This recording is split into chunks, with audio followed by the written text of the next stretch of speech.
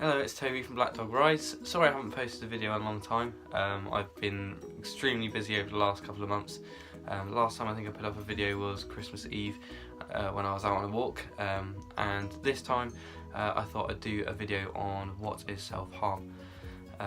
Basically, from what I've seen and I've heard from different people, is if any time sort of self-harm is mentioned, lots of people go quiet, or lots of people don't seem to understand why people self-harm or what it is exactly, because some people just think, oh, it's just cutting yourself, where other people might not realise that, you know, you might be not only physically hurting yourself but telling yourself thoughts over and over again that maybe aren't very healthy, or depriving themselves of exercise or food or whatever it may be.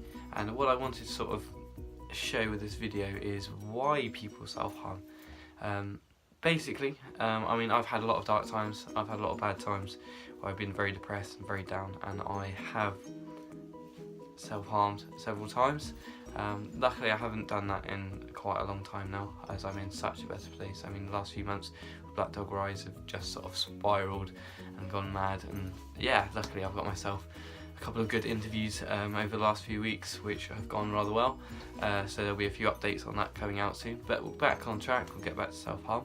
I've noticed that if anyone ever mentions it, there's a lot of sort of quiet people don't really want to ask about it, and I think it's something, again, with mental health, that the sort of stigma needs to be defeated. It needs to be talked about. If you're suffering that badly that you're feeling you have to harm yourself, it needs to be spoken about. And if people are keeping quiet day to day on, you know, even if it's celebrities or YouTubers or whatever it may be, no one's talking about it, then how is someone who's feeling so anxious about their self-harm meant to feel that they can put that across to other people?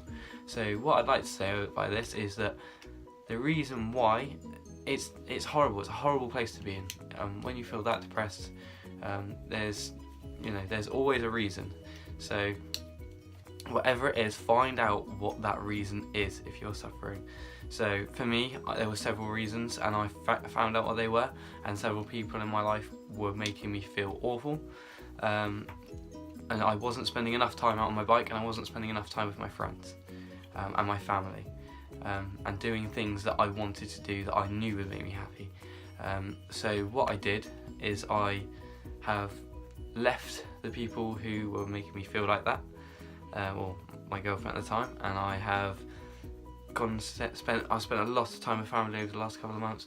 I've been seeing my friends whenever I can.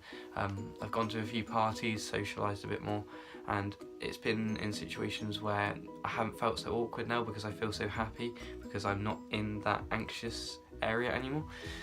But yeah, I used to self-harm.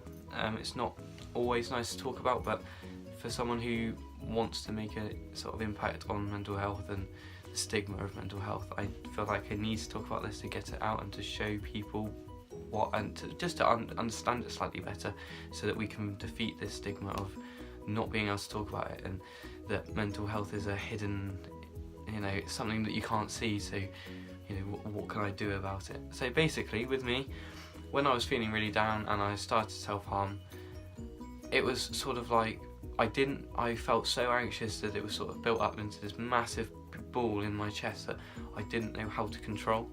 And self-harming was a way where I felt I could take my mind off this feeling of not knowing what to do with myself into some other energy, and this other energy was the pain, which at the time when you're feeling like that, you don't feel the pain. And as you know, and I will say this openly, when I had a really bad day and I cut myself, and as soon as I cut myself, that massive anxiety ball inside me just sort of seeped out of me. And that, at the time, at that moment, when I was in that place, I thought was helping me because it drained out straight away. But if you think that is not a healthy way to be doing this, and I'm not saying what you're doing, if you're in that situation, you're wrong, you shouldn't be doing this. Yeah, obviously it's horrible and it's not a healthy way to deal with this, but this is a way that does help people, unfortunately. Unfortunately it does, to a certain extent. But that's the thing, is when you found that, like, drugs or anything. Once you've done it once and you know that works for you, you will carry on, and it will spiral out of control and it'll only get worse. So what you need to do, instead of focusing on, I did try and do focusing on what other things I could do in that situation, but for me what worked is finding what was causing that. What was causing me to feel that bad, and to change that. And so we start at the top. So this is where this is the self-harm. Okay, I'm going to step back and I'm going to go, right, where is this coming from?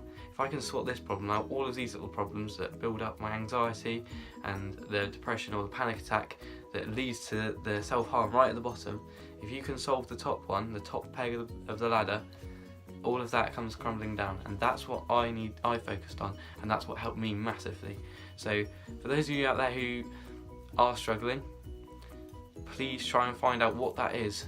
You might know, and if you know, please try and work on that. Or I worked on myself. I thought, right, no one else is doing this for me. I'm going to work on myself. I'm going to make myself better by excluding myself from all of that negativity that was in my life, and I'm going to spend my time with positive people and doing positive things that I like and I know that make me happy.